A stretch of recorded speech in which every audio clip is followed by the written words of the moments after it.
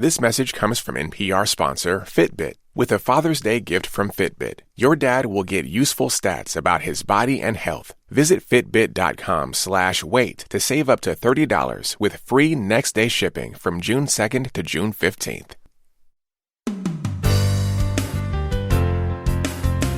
From NPR and WBEZ Chicago, this is Wait, Wait, Don't Tell Me, the NPR News Quiz. Hey, Steph Curry, try spinning Old Basket Bill on your finger.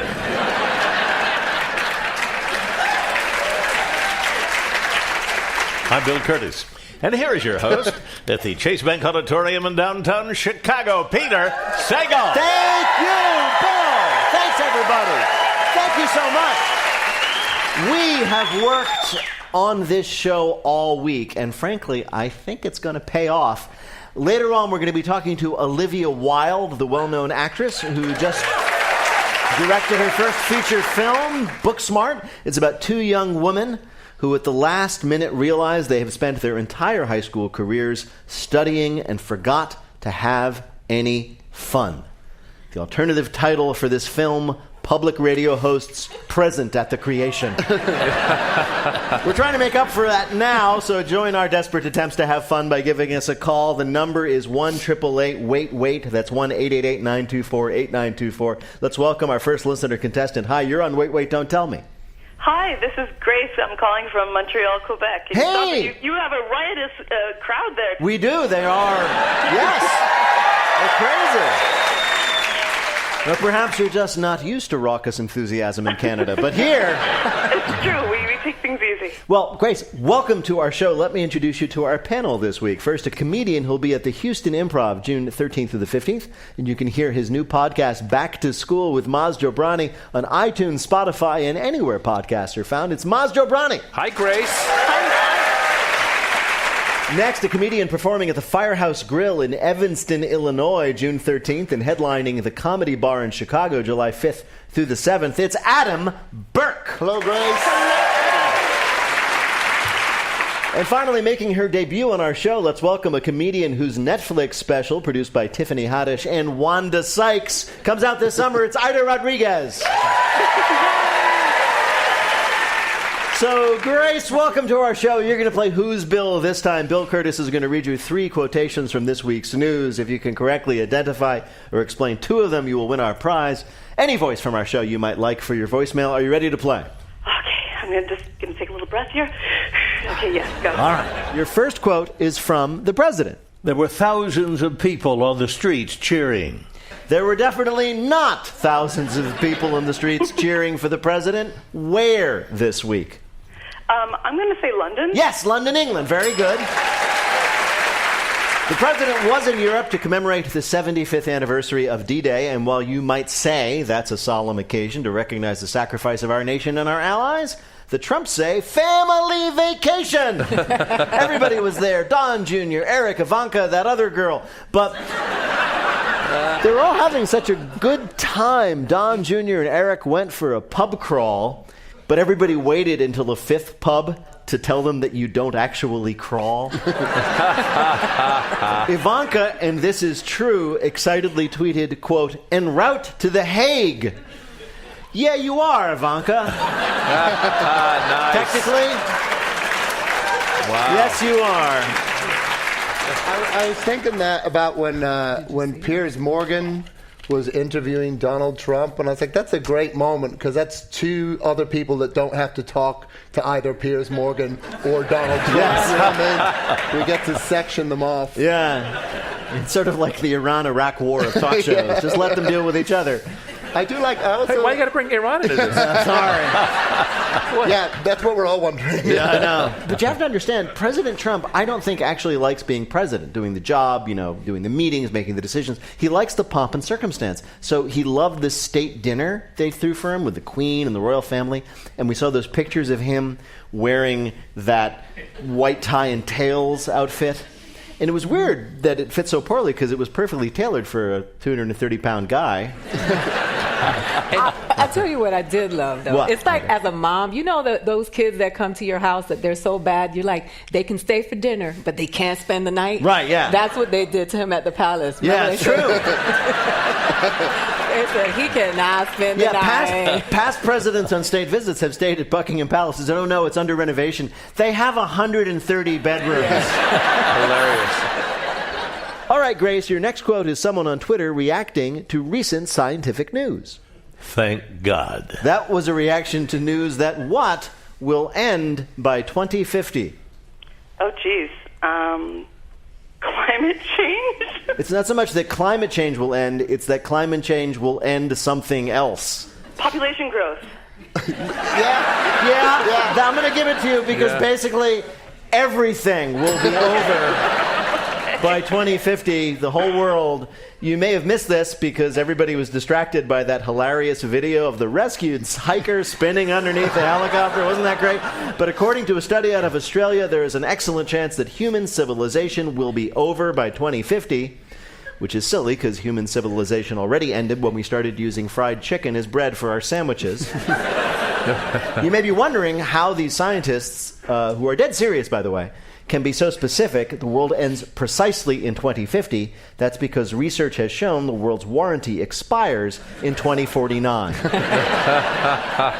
Did you guys see this? Did you guys notice this in the welter of the week's news? Yeah, I had reactions on Twitter because my response was good. Yeah, I know. I was like, we need a wash. I feel like I'm in a real bad game of Sims right now. Yeah, just we need a reboot. I love to think that when the world does end in 2050, all the Game of Thrones fan will be like, you had 8,000 years to come up with a good ending. Yes. And this is the best you could do. Honest to God. The news that the world would end in 2050 came out the same week Joe Biden announced his plan to reduce carbon emissions, and this is true, by 2050.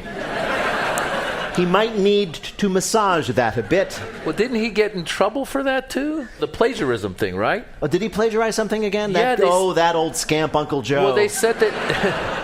They said that they basically took the verbiage from other climate researchers and they didn't cite it. They just put it into the thing. So whoever was doing it basically just copied and pasted. I believe he stole his climate plan from the Book of Revelations. Yes. That was the problem. I feel like Michelle Obama is at home like, I'm so tired of these people. Really? She wrote Melania's speech. She wrote Joe Biden's climate change plan. Maybe she wrote your intro. She did. Thanks a lot, Mrs. Obama. All right, Grace, here is your last quote. If the FBI says it's deer hair, I guess that's it for now. That was a man named Peter Byrne. He's 93 years old, and he's best known among his peers as one of the 4 horsemen of Sasquatchery. He was talking to the Washington Post this week after the FBI finally released their top secret files on what? Wow, I have no idea. You never heard? Are we talking about Saskatchewan? No. No, it's a reference to Sasquatch, also known as Bigfoot? Yes, Bigfoot is the answer. Yay, Bigfoot. Okay. Back in the day, as I'm sure you know, the FBI used to keep surveillance files on all kinds of public figures. Why not Bigfoot? In fact, there's one theory that Bigfoot never revealed himself because he was afraid J. Edgar Hoover would reveal that he's been wearing an enormous back toupee. But for decades, there has been rumors that the FBI had tested a fur sample found in Oregon and discovered it was not from any animal known to man. But this week, they finally released the file, and it turns out that's true as long as the man we're talking about had never heard of a deer, because that's what it is. He waited 40 years, and it was like, the answer's no. I mean, sorry. They could have at least, like, just for a minute been like, you were right, it was Bigfoot. And then he's like, yes. And they go, just kidding, it was a deer. It was a deer. Or waited 8 years. You know? He's 93. I'm just saying. He's not going to be around forever. Just, tests are still inconclusive. Yeah. Hang in there. Yeah, I know. Or on his deathbed, they could have paid a guy to dress as Bigfoot. He's got one massive pallbearer. That must be your first job at the FBI. We're going to put you on the old Bigfoot case. It's been around 40 years. We still haven't cracked it. Is it deer? Yeah. Bill, how did Grace do on our quiz? Our guest from Canada did very well. Congratulations. 3-0. Well done, Grace. Thank you so much for joining us. Bye-bye.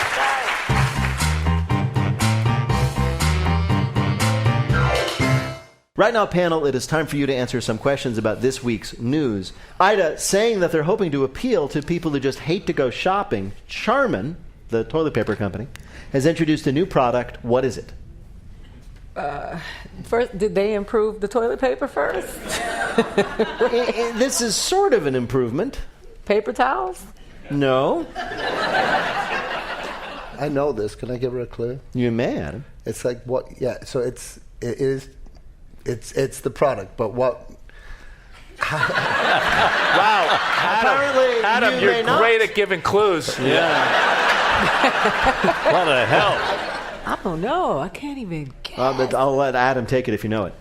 It's isn't it called Charmin Forever? It's just a giant roll of Charmin. Yes, it is. Oh, it's a roll of Charmin so large it is designed to last you 3 months. Where do you keep it? Well, funny that you ask, because since an enormous roll of toilet paper will not fit in your standard dispenser, you have to buy one. It comes with like its own little stand. I mean, think about it. You have to go and buy toilet paper, right? Because you ran out of toilet paper. You buy this, you will not run out for 3 months. Imagine like a small car tire hanging next to your toilet. But you do realize you could, like on Amazon, you can get a subscription. I have one. The toilet paper comes every few months, and we use it. I don't need... Good. Do you have a subscription to toilet paper? Yes. Does the toilet paper pile up unread like your New Yorkers? Yeah. Yes. No. The subscription works the same as Netflix. It goes, are you still on the toilet? Roll on forever, babe. Roll on forever, babe. Roll on into the end of time. Roll on forever into the dead of night. The dead of night. Coming up, stand clear of the closing doors, please. It's a commuter-themed Bluff the Listener game. Call 1-888-WAIT-WAIT to play. We'll be back in a minute with more of Wait, Wait, Don't Tell Me from NPR.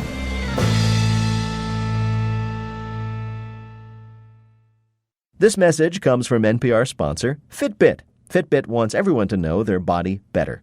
Even your dad, who probably doesn't know how much deep sleep he gets, or that his heart beats faster at the smell of barbecue ribs, or that he burned 500 calories on the back 9.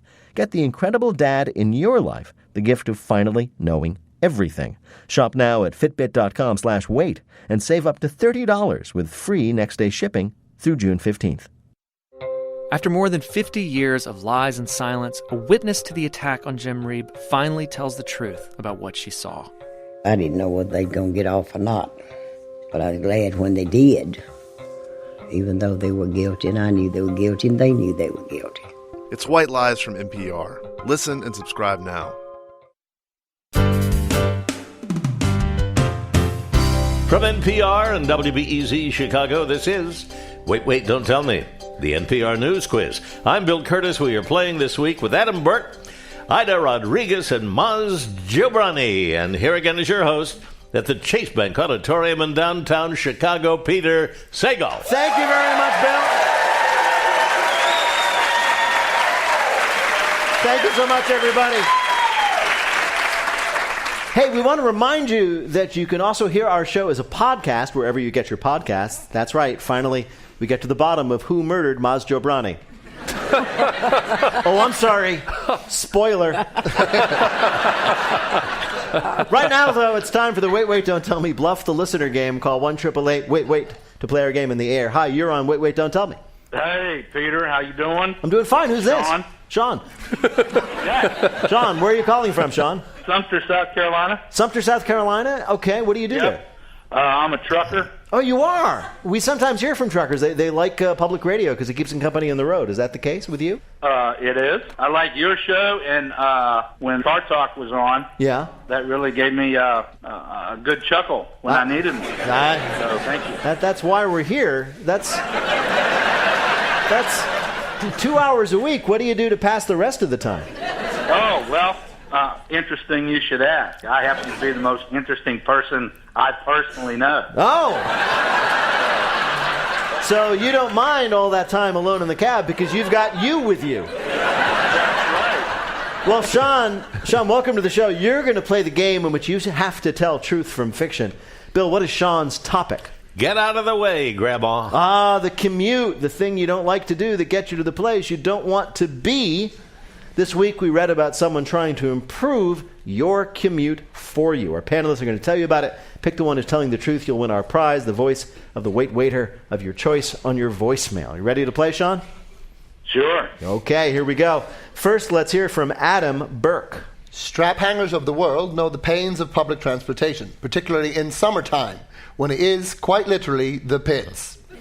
Across the globe, commuters are crushed into densely packed compartments, face-to-face with a stranger's underarm that's been insufficiently perfumed. Now, a Tacoma-based consulting firm think they've solved the issue and are currently conducting tests on the subway network in Seoul, South Korea.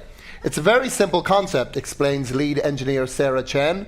No one wants to cause a scene by calling someone out for their scent, so our solution is both effective and, more importantly, anonymous.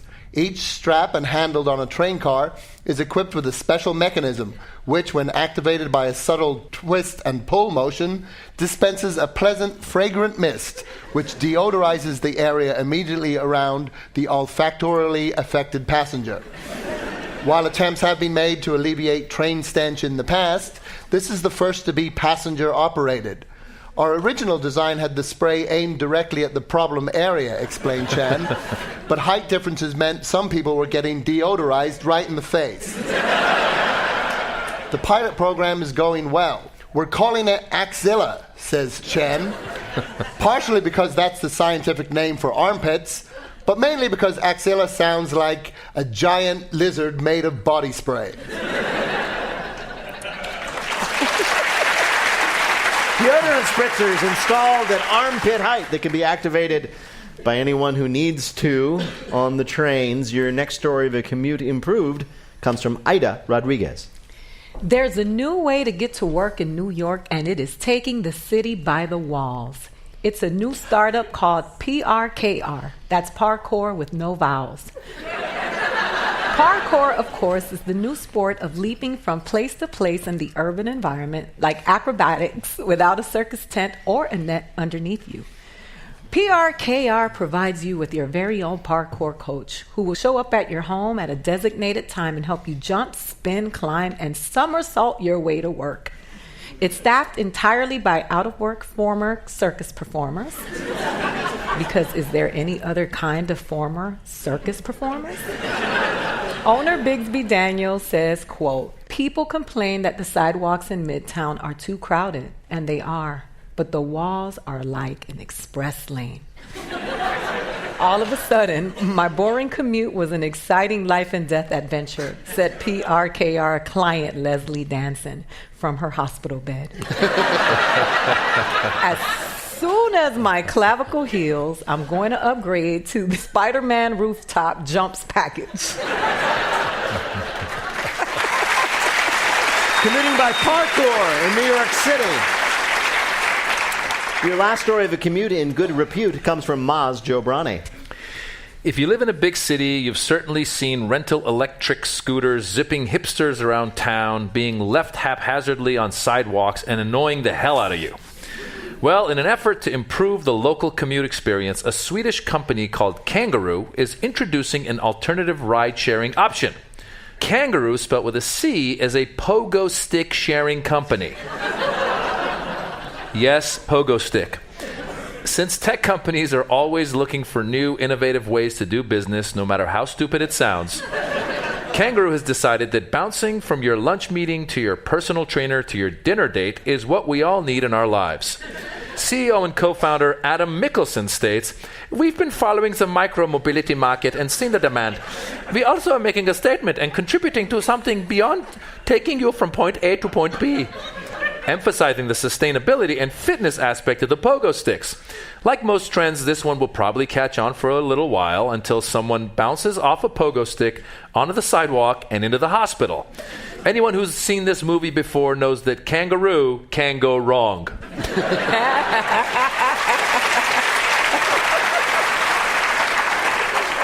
All right, Sean, let me review your choices for you. One of these stories of a way to make your commute more interesting, if not quicker, is true. From Adam Burke installing spray deodorant dispensers in subways that you can spritz them right in the offending armpit. From Aida commuting by parkour in New York City. And from Maz, rental pogo sticks, just like those scooters, but bouncier. Which of these is the real story of a new transportation option? Well, I like the first one, where you get to spritz the person in the armpit. Okay. So your choice is Adam's story of the little devices that allow you to spritz offending people right in their armpit, hopefully without their knowledge, on smelly subway cars. Right. All right. Well, to bring you the correct answer, we spoke to the person who is actually in charge of this way of improving your commute. Of course, we're not that delusional that we believe that pogo sticks per se is going to compete with e-scooters or cars. That was Adam Mickelson. He is the founder and CEO of Kangaroo, the company behind the Pogo Stick Share program. And before we go further, we just have to admit, Maz nailed his accent. Come on! Nailed it! Come on! His voice... I thought it was you again, Maz. So anyway, as we have no doubt figured out, Sean, because you realize this, that in fact Adam was lying. It was Maz who had the unbelievable true story of the rent-a-pogo sticks. I'm sorry you did not win. However, you've earned a point for Adam for, I think, his lovely idea of dealing with the problem of subways in the summer. Thank you so much for listening, Sean. Thank you so much for calling and playing. Thanks, Peter. Take care, man. Thanks, Sean.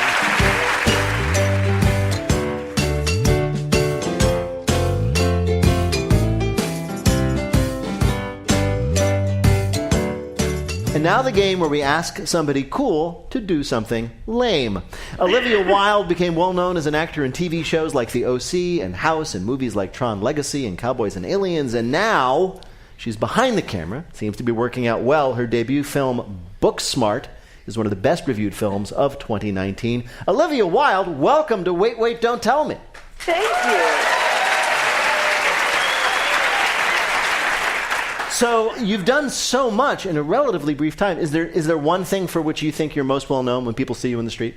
I think it is probably House, but you never know. There's Tron fans everywhere. They come out of the woodwork, you know. I do. They're sort of more of the nerdy variety. Yes, they're also the most awesome. I love the Tron fans everywhere. Right. But I have to say, Drinking Buddies is a movie I shot in Chicago. Yes, with our very own Joe Swanberg. And yes, and I love it very much, and I have to give it up for the Chicago microbrew scene, which is really awesome, and I miss it. This is great, and I'm glad you mentioned this, Olivia, because obviously, as we've mentioned, you've done some pretty serious Hollywood projects, and Joe Swanberg, a local filmmaker here in Chicago, he's famous for shooting ultra-low-budget movies. He doesn't script them. He just says, hey, guys, this is your character. Sit here. I'm turning on the camera. Go. Yeah, that's right. Yeah, and did you enjoy working that way? Oh, my God, I loved it, especially because we were drunk 100% of the time. I tried to emulate it with Booksmart, with less beer, because we had young people, I understand. It was still fun. So let's talk about the movie. This isn't the first thing you directed. You've done some short films, but this is your first feature, which is very exciting. Yeah. One of the things I've read is that it's very intimidating to be a movie director, because even in a low-budget movie, there's a lot of money, there's a lot of people, they're all looking to you to be the leader. Did you have to struggle with that? Was that tough for you, or did you fall naturally into the role? I felt pretty naturally into it, because I've been on sets for 17 years, and I was ready to take the reins, you know? I was ready to be the boss, so it wasn't too hard. I enjoyed that part. Had you been on sets doing all those other projects you've been doing, sitting there the whole time going, damn it, I should be in charge? Increasingly, yes. I understand. Yeah. This movie, Booksmart, it's about two young women. They're about to graduate high school. It's also very contemporary. If I'm not mistaken, it takes place right now, the spring of 2019. Yes, that's right. And you are, to me, a very young person, but you're not that young. So did you have to learn stuff about like what high school kids are like now and how they were different when you were graduating high school? Yeah, basically they're just a lot better now. They're much smarter, they're much cooler, they're much more evolved, they're much more fluid. And then I had to learn some of their cool lingo, because I am 100,000 years old, and I had to kind of catch up on how they talk. And they have cool lingo, like for the longest time, I didn't know what they meant when they were like, rad fit, Liv. And I was like, what are they saying? But that means outfit, so I pass that on to you. I'm sorry. The word... Fit. The word F-I-T. fit. F-I-T. Fit, So the like, word... F like frog. Fit. Rad fit. Rad fit, man. Yeah. Did they ever tell you anything that made you think they were just pulling your leg? I'm sure they were the whole time, but they were very, very kind to me. I have to ask you, this is a movie, as is given away by the title, about two rather brainy girls in high school who, in fact, decide at one point they haven't had enough fun. They've been so brainy and working so hard. Was that what you were like in high school? I went to, like, the ultimate nerd high school, just the nerdiest of the nerds, and I was one of them, and I'm proud to be, but we didn't have fun parties, unless everyone else did, and I just wasn't made aware, but I had to make a movie about it in order to go to the party. Yeah. I had to cast everyone and pay them to be there. So the movie has come out. It's gotten great reviews. I hope a lot of people see it. Let's assume that it is the success that it seems to be. Do you know what you want to do next? Are you going to try to do one of those big superhero movies next? That seems to be the usual progression. Wouldn't that be fun? Wouldn't that it? That sounds fun. Well, you've done those big movies. You could handle it. I can handle it. As long as I have, good snacks and some loud music, I can make it happen. Really? But truly, I will say, the statistics are pretty grim for female filmmakers, so I say that all of us ladies should step up and start telling stories as much as we possibly can. I agree with you. Well, Olivia Wilde, we have in fact asked you here to play a game that we're calling Olivia Wilde, have some wild wings. Ooh, that's right. We're going to ask you about Buffalo Wild Wings, the casual dining franchise that was named in your honor by some drunk guys who were really into cowboys and aliens. Answer 2 out of 3 questions correctly, and you'll win our prize for one of our listeners, the waiter of their choice during their voicemail. Bill, who is Olivia Wilde playing for? Ned Bahovich of Denver, Colorado. All right, you ready to do this? Yes, I am. All right, here's your first question. Though the star of the menu at Buffalo Wild Wings is obviously the wings, that's not all they have to offer. You could also order which of these at one of their restaurants? A 1-gallon bag of fountain soda for only $7.99. B, a cocktail called the gin and tonic and ranch dressing. Or C, chicken forearms. Oh my God. I really hope it's the bag. What was the bag of? A bag of... Fountain soda. That's what it is. And what does that come with? Well, it comes with a bag and some soda. That's basically it. Are you choosing that? I'm choosing it. You're right, Olivia. That's the right one. Wow. Very good. It's good for parties. Yes. Next question. You can catch almost any sport you want on the many TVs at your local Buffalo Wild Wings, but at one location in Alabama, you can also do what? A, attend a church service. B, hunt game in the very big backyard. Or C, have paintball fights with other customers. Oh, wow. Oh, my gosh. I'm going to go with church. You're absolutely right, Olivia, yes. Of course, the church service at this particular Buffalo Wild Wings begins before the restaurant opens. You can't have beer and wings during service. However, they encourage you to stick around and enjoy it after the sermon. Does the communion wine also come in a bag? Absolutely.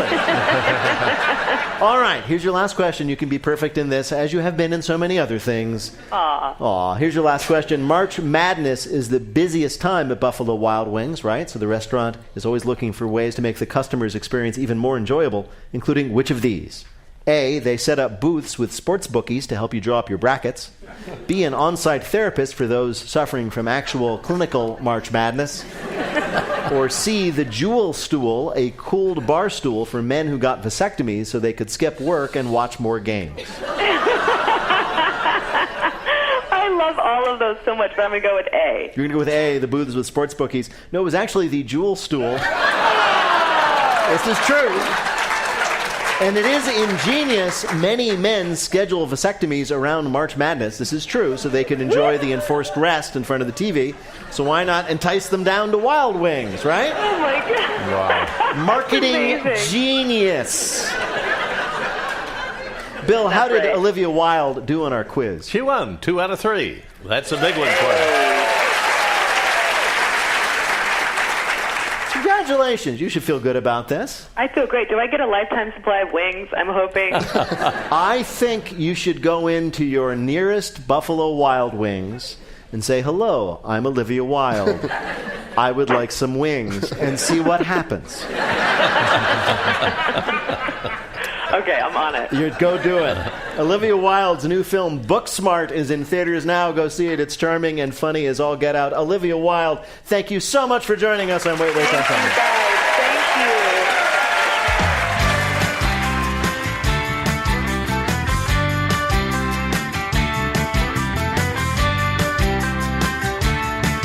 In just a minute, Doc! It's our listener limerick challenge game. Call 1-888-WAIT-WAIT to join us on the air. We'll be back in a minute with more of Wait, Wait, Don't Tell Me from NPR.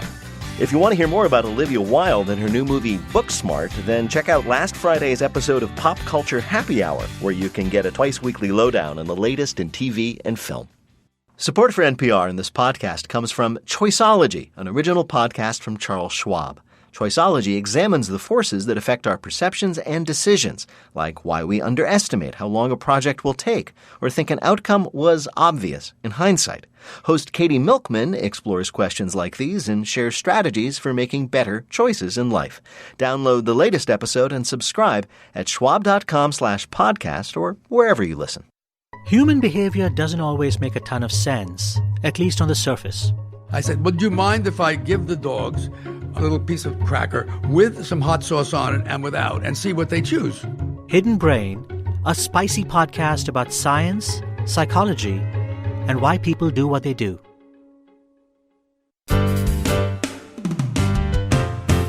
From NPR and WBEZ Chicago, this is Wait, Wait, Don't Tell Me, the NPR News Quiz. I'm Bill Curtis. We're playing this week with Aida Rodriguez, Maz Jobrani, and Adam Burke. And here again is your host at the Chase Bank Auditorium in downtown Chicago, Peter Sagal. Thank you, Bill. In just a minute, Bill will be hogging the remote control in our Listener Limerick Challenge game. If you'd like to play, give us a call at 1-888-WAIT-WAIT. That's 1-888-924-8924. Right now, panel, some more questions for you from the week's news. Adam, while the Finnish people rank at the top of the world in terms of lifespan, education, and wealth, the Wall Street Journal reports that they are at the bottom in one category. What?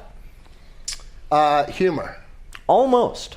I'll give you a hint. It's like, nice weather we are having. Huh? Doing a Maz Jobrani accent. That's right. That's absolutely it. Nice weather we are having, huh? That sounds like a South Asian Dr. Strangelove. Oh, it is. It is. I'd mix them all up. I understand. Small talk? I don't know. Exactly, small talk. You got it. Apparently the Finnish, as a nation, they're terrible at small talk. But they may be at the top of the world in all these other important things, but they're near the bottom at chatting with the stranger next to you at Stjärbyks. And this is true. Many schools in Finland are now offering small talk classes to help Finns engage with people from other countries who enjoy small talk. It goes like this. A student gets up before the class and the teacher says, "I like your shirt. Where did you get it?"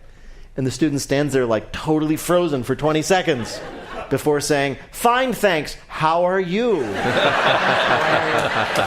mean to tell me there's a place in the world where white people shut up? Yes! I want in. That's why it's called. That's why they're called Finnish. Yeah. Just finish. Just finish. Yeah. Maz, as some countries turn to solar and wind power, our Department of Energy is still all in on fossil fuels. In fact, in a recent press release, it referred to fossil fuels as what? Essential. No. It's a little bit like, you may remember this back during the Iraq War, where they decided they didn't want to call French fries Freedom fries. Right. Oh, so it was freedom fuel? Close enough. They called it molecules of freedom. Oh, no. I quote the government of the United States. Quote, "The Department of Energy is doing what it can to promote an efficient regulatory system that allows for molecules of U.S. freedom to be exported to the world," unquote. This was a press release about exporting natural gas, or as they called it, and I promise you again, I am not kidding, freedom gas. Which is what we thought they called what happens when you eat too many hot dogs on the 4th of July. No, we do not need to wait till 2050. No.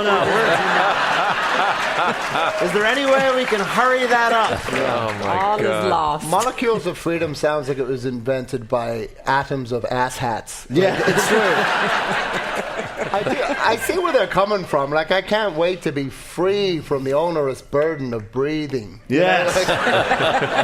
It takes so much time. Oh, my God. In and out and in and out all day long. When does it end? 2050, by the way, that's when it ends. We now know. Adam, question for you. Adam, if you've ever gone to CVS and wondered what it would be like to lay down on the floor, good news. As part of the company's expanded focus on healthcare, they'll soon be offering customers what? In-store yoga lessons. Exactly right, Adam. Yeah. Wow.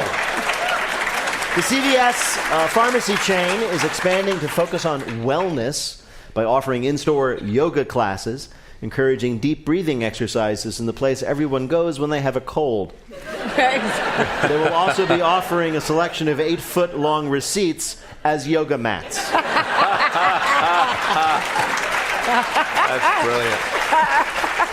I mean, how does that work? They can be like downward dog, aisle 5. Pretty much. I know that when I've been standing in line at a packed CVS with people coughing and spluttering all over me, I've always thought, you know what's missing? Yoga farts. That's the one thing that would really... Yeah. Freedom gas? Yeah. Freedom gas.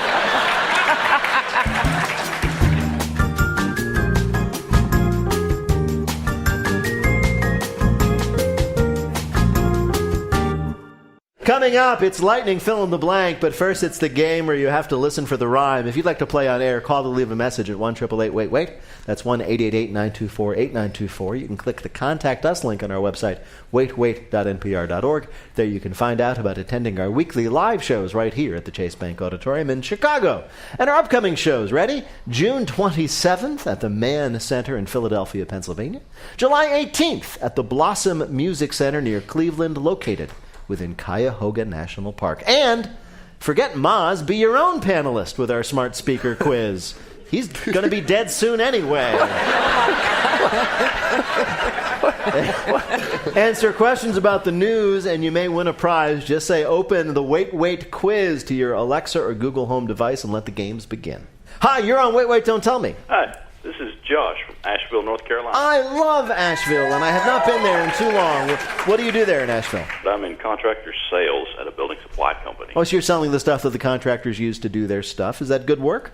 Yes, most of the time it is. Yeah. Now, do you do any contracting or building yourself? No, I prefer to have all 10 fingers. Yes, I understand. Well, welcome to our show, Josh. Bill Curtis is going to read you 3 news-related limericks with the last word or phrase missing from each. If you can fill in that last word or phrase correctly, and 2 of the limericks will be a winner. You ready to play? Yes, sir. All right, here's your first limerick. Core values this game will dislodge all. Quit throwing so hard at my crotch, y'all. While some sports make humble, this makes the world crumble. Let's banish the savage game. Dodgeball. Dodgeball, yes! Very good. A team of Canadian sociologists who clearly enjoyed junior high school say dodgeball is a, quote, tool of oppression that, quote, encourages students to aggressively single others out for dominance and to enjoy that exclusion and dominance as a victory, which is also how you win at dodgeball. They argue that dodgeball is morally flawed and harmful to the social development of children. What they fail to mention is that if you throw the ball at the right angle, it will bounce right in front of the guy across from you into the perfect crotch shot. 10 points for Gryffindor. Don't these people who always talk about getting rid of aggression or competition in schools, don't they always sound like aliens that are trying to take over the world in 20 years' time? They're always like, yeah, your children are way too good at defending themselves. Yes. You need them to be placid and right. peaceful. Here, Josh, is your next limerick. We got tired of cafes that have cats. We think rodents are better for chats. Over whiskeys and beers, they lend whiskers and ears. Our bar lets you drink with live... Bats? Not bats. No wings. So they're not flying bats. Rats. Rats, yes! Rat Bar is a new bar in San Francisco that offers customers a chance to drink with live rats. And it's definitely not just a bar that had a rat infestation and had to come up with an excuse. It opens this month and will offer a booze-fueled history lesson about San Francisco's past, and then you get to go drinking in a room full of rats that you can touch and hold. That's right, touch and hold. What a deal. It's right next to Cockroaches Tacos. Here's your last limerick, Josh. Good for underwear line vigilantes. They were once made for grannies, not aunties. These high-waisted briefs seem a little massif, but the kids now all wear granny. Oh, man, you're going to make me say panties. You got it.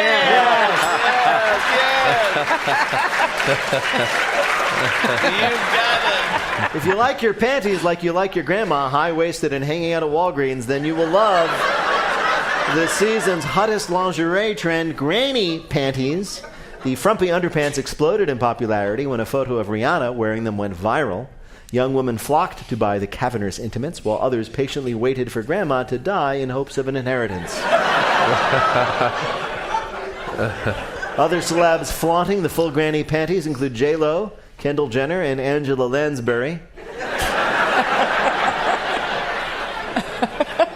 Ironically, your actual grandma is now sporting a crotchless thong, so funny how that works. Oy. It wasn't crotchless when she first got it. I know. Those darn rats. Bill, how did Josh do in our quiz? 3 for 3, quite a win. You got all 3 right. You won, Josh. Yeah. Congratulations. Thank you so much for playing. Pleasure to talk to you. Thank you, ladies and gentlemen. Bye-bye.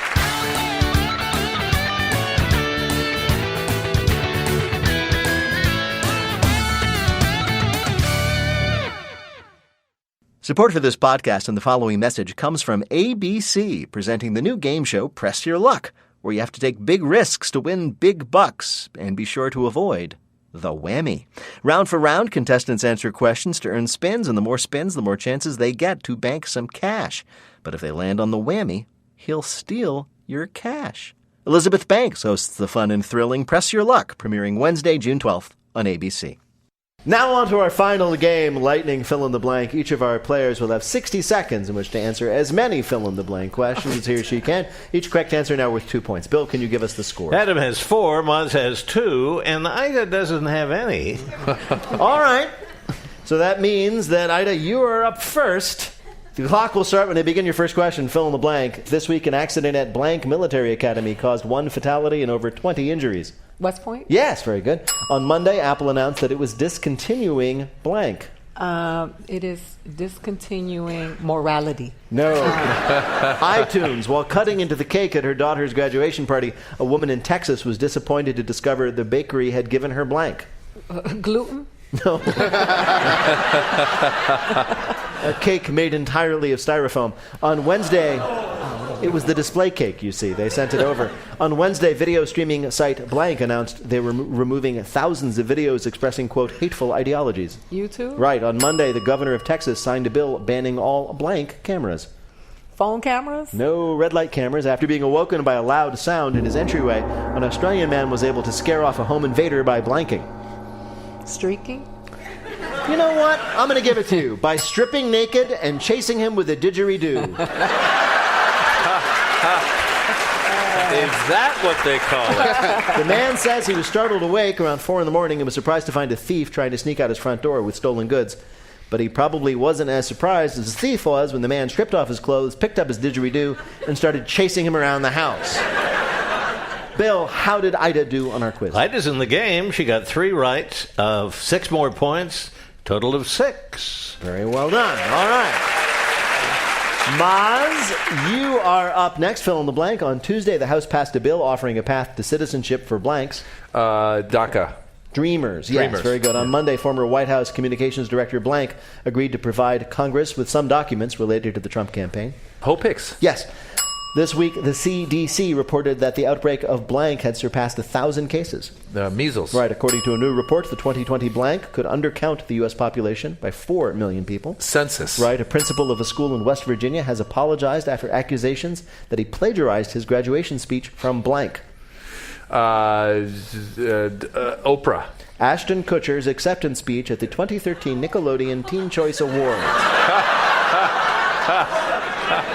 On Wednesday, Oakland became the second city to decriminalize blank. Oh, mushrooms. Yes, magic mushrooms. This week, the world celebrated as a baby in England became one of the first ever to be born with blank. Wings. That would have been cooler. The answer is frosted tips. Frosted tips were one of the trendiest hairstyles in the 90s and were perfect for anyone who wanted to have one more thing to regret about their high school years. But the 90s are back in a big way, as proven by Daisy Evans, a baby born with completely natural frosted tips. Daisy's parents thinks it's adorable, but it's definitely going to be overshadowed 20 years from now when Daisy gives birth to a baby that comes out of the womb vaping. Bill, how did Maz do in our quiz? 5 right, 10 more points, and a total of 12. Well done. Pretty All right, good. then. More math. How many does Adam need to win? 4 to tie, 5 to win. All right, Adam, you ready to do this? Yeah. This is for the game. Fill in the blank. On Monday, a federal judge rejected House Democrats' lawsuit against Trump over blank spending. Military spending. No, border wall. This week marked the 30th anniversary of the pro-democracy protests at Tiananmen Square in blank. China. Yeah, Beijing. On Friday, the 2019 Women's World Cup kicked off in blank. Qatar? No, in France. That's the Men's World Cup. Actress Jenny Slate was announced as the commencement speaker for Cuttyhunk Middle School, where she'll speak to a room filled with blank. One student. Yes, exactly. One single graduating 8th grader. On Monday, James Holzhauer's winning streak on blank came to an end after 32 games. What is Jeopardy? Yes, ride-sharing app Uber announced they'd be offering blank rides to JFK Airport starting next month. Unicycle. Helicopter. Despite the best efforts of locksmiths, blacksmiths, and even the manufacturer, a 100-year-old safe on display at a museum in Canada remained locked until blank. Until a visitor came along and opened it on the first try. That's exactly right. A tourist guessed it on the first try. The safe has been in the museum for 30 years, and despite their best efforts, no one's been able to open it. And that was the case until a tourist came in and guessed the right combination on the very first try. Sadly, the only thing in the mystery safe was a few papers and a pile of dust, but the museum has invited the man to try his luck in the bank vault next door to see if there's anything more exciting. Bill, did Adam do well enough to win? He did very, very well. 4 right, 8 more points, total to 12, which means he ties with Maz. Oh, yes! In just a minute, we're going to ask our panelists to predict, now that we know the truth about Bigfoot, what will be the next surprising FBI file that gets released. Thanks to Stock and Ledger Restaurant here in Chicago for filling our bellies with joy and falafel. Wait, Wait, Don't Tell Me is a production of NPR and WBEZ Chicago in association with Urgent Haircut Productions. Doug Berman, Benevolent Overlord. Philip Goedeke writes our limericks. Our public address announcer is Paul Friedman. Our house manager is Tyler Green, assisted by Simon Tran. Our interns are Panina Beatty and Lila Francis. Our web guru is Beth Novi. BJ Liederman composed our theme. Our program is produced by Jennifer Mills, Miles Dernboss, and Lillian King. Our designated survivor is Peter Gwynn. Technical direction is from Lorna White. Our business and ops manager is Colin Miller. Our production coordinator is Robert Newhouse. Our senior producer is Ian Chillog. And the executive producer of Wait, Wait, Don't Tell Me is Michael Danforth. Now, panel, what file will the FBI reveal next? Maz Jobrani. They will reveal that Osama bin Laden is still alive and working at a coffee shop in Brooklyn making Osama bin lattes. Aida Rodriguez. The FBI will be releasing a file stating that the FBI actually stands for full-blooded Italian. Adam Burke. Fans of Aliens will be overjoyed when they release not the X-Files, but the A-Files, because that's how an alphabetized filing system works. Well, if any of that happens, panel, we're going to ask you about it on Wait, Wait, Don't Tell Me. Thank you, Bill Curtis. Thanks also to Maz Jobrani, Adam Burke, and Aida Rodriguez. Thanks to all of you for listening. I'm Peter Sagal. We'll see you next week.